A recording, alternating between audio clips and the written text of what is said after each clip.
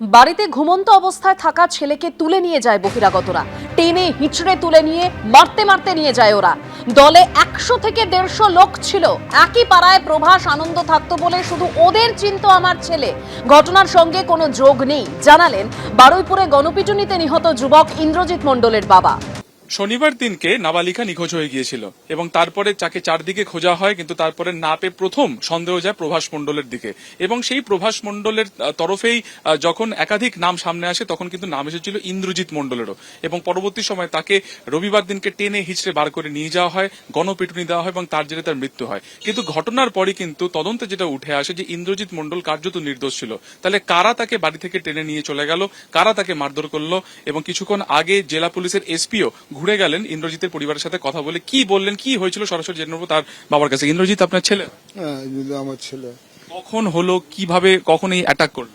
ওই সকালবেলা আমার ছেলে ঘুমোচ্ছে, মানে এবার ঘুমিতে উঠেছে। আমি ওখানে দাঁড়িয়ে রয়েছি, এসে আমাকে বলছে যে তোমার নাম অজিত? বললাম হ্যাঁ আমার নাম অজিত। কে তোমার ছেলেকে পাড়ে দাও? কেন ছেলে কে, কোন ছেলে? না তোমার ইন্দ্র পাড়ে দাও। তাহলে ইন্দ্র পাড়ে দাও কি হয়েছে রে বাবা, বল না বাবা।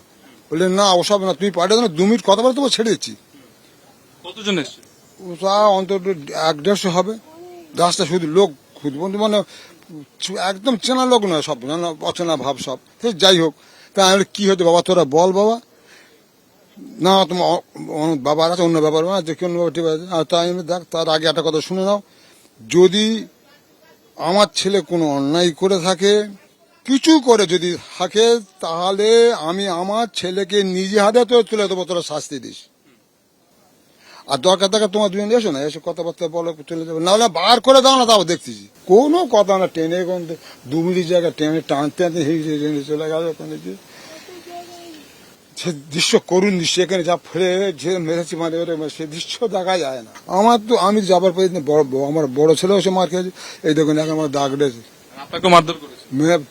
চারিখানে তালা লেগে গেছে, এই চশমে ভেঙে গেছে, আমি দড়ি বেঁধে নিয়েছি। পুলিশ কিছু, তখন পুলিশ আশপাশে ছিল না? না তখন পুলিশ ছিল, তখন পুরো পুলিশ ছিল। তারপরে সমস্ত সব পুলিশ এসেছিল। আপনারা তো মুখ্যমন্ত্রীর সাথে দেখা করেছিলেন, তিনিও বলেছেন যে আপনার ছেলে নির্দোষ। ওরা বলেছে যে তোমাদের যা করেছে ক্ষয়ক্ষতি যা আছে পূরণ করে দেবো, তোমরা নিশ্চয় ভেবে না, আমরা তোমার পাশেই আছি।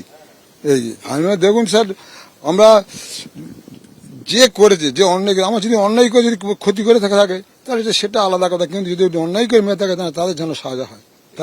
আপনার কি মনে হয় টার্গেট করে মারা হয়েছে কেন বা কি কারণ? সন্দেহজনক ভাবে 26 জনকে গ্রেফতার করা হয়েছে এবং আরো অনেকে কিন্তু আটক করে জিজ্ঞাসাবাদ করা হচ্ছে যে কি কারণে ইন্দ্রজিৎ মণ্ডলকে টার্গেট করা হলো এবং তাকে এরকম গণপিটুনিতে নৃশংসভাবে হত্যা করা হলো।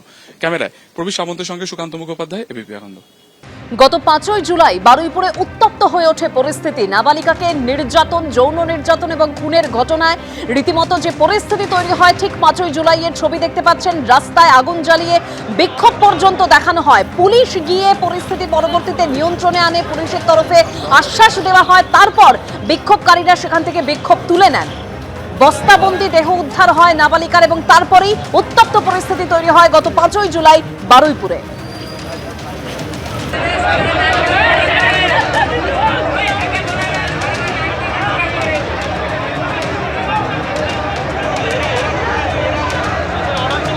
আর এই বারুইপুর কাণ্ডে আরো 12 জনকে গ্রেপ্তার করলো পুলিশ। অর্থাৎ এ নিয়ে পুলিশের ওপর যে হামলার ঘটনা, ভাঙচুর ও গণপিটুনির ঘটনা, সেখানে গ্রেপ্তারের সংখ্যা বেড়ে হলো এবার 30। সরকারি সম্পত্তি ভাঙচুরের ঘটনায় গতকালই গ্রেপ্তার করা হয়, সরকারি সম্পত্তি ভাঙচুরের ঘটনায় গ্রেপ্তার করা হয়েছে এই 12 জনকে। আর গতকালই এই ঘটনায় 18 জনকে গ্রেপ্তার করা হয়েছিল। অর্থাৎ মোট গ্রেপ্তারির সংখ্যা পুলিশের উপর হামলা, ভাঙচুর এবং গণপিটুনির ঘটনায় 30 জন।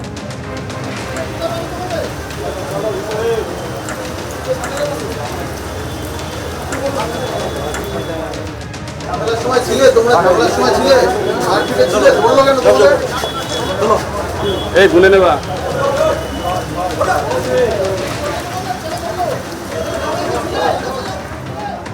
আর বারুইপুর কাণ্ডে এনকাউন্টার তদন্তে এবার সিআইডি। বারুইপুরে পুলিশের গুলিতে মৃত্যু হয়েছে ধৃত এক অভিযুক্তের, প্রভাস মণ্ডল, যার মৃত্যু হয়েছে পুলিশে এনকাউন্টারে। এবার ঘটনার পুনর্নির্মাণের সময় পালানোর চেষ্টা করে প্রভাস, যেরকম পুলিশ সূত্রে দাবি এসেছিল।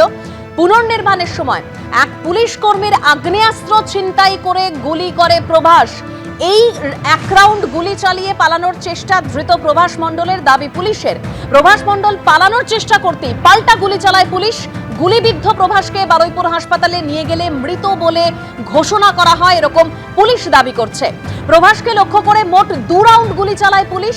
একটি গুলি লাগে প্রভাসের পাঁজরে, অন্যটি পেটে, দাবি পুলিশের। এনকাউন্টারে ঘটনাস্থলে গিয়ে ভিডিওগ্রাফি করে পুলিশ।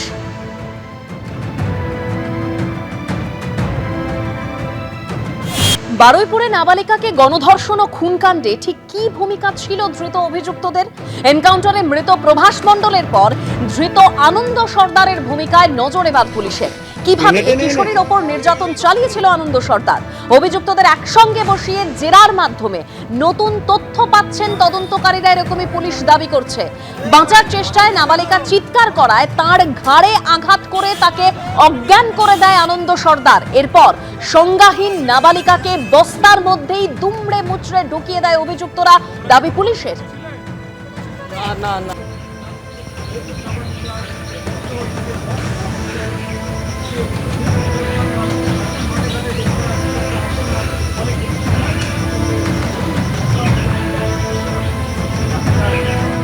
বারুইপুর কাণ্ডে যে এনকাউন্টার, তার তদন্তে এবার সিআইডি। বারুইপুরে পুলিশের গুলিতে মৃত্যু ধৃত এক অভিযুক্তের।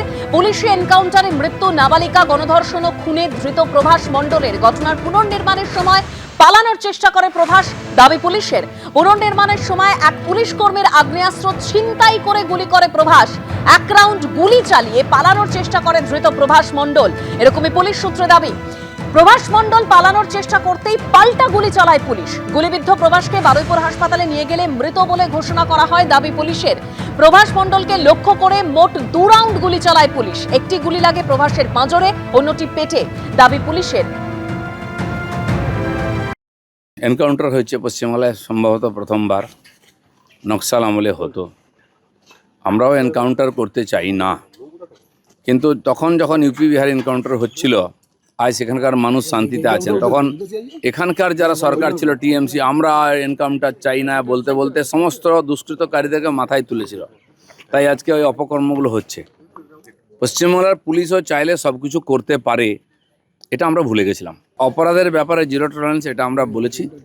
এটা যেমন 24 ঘন্টার মধ্যে অপরাধীদের ধরেও নিয়েছে, আর যখন পালাবার চেষ্টা করেছে, উৎপাত করেছে, তার উপরে গুলি চালাতেও দ্বিধাবোধ করেনি। সেই জন্য অপরাধ দমনে পুলিশের হাত কাঁপবে না, সরকার পিছিয়ে যাবে না, এটা প্রমাণ হয়েছে।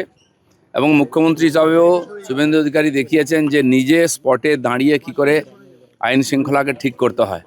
সরকার যেমন বিরোধীরা ফটো তুলতে গেছেন, এবং সরকারের মাননীয় মুখ্যমন্ত্রী, মন্ত্রীরাও গিয়ে স্পটে পৌঁছে সাধারণ মানুষ সহ আন্দোলনকারী থেকে পীড়িতার পরিবার সবার সঙ্গে কথা বলেছেন। একটা সরকারের এটাই হওয়া উচিত। এবিপি আনন্দ, এগিয়ে থাকে, এগিয়ে রাখে।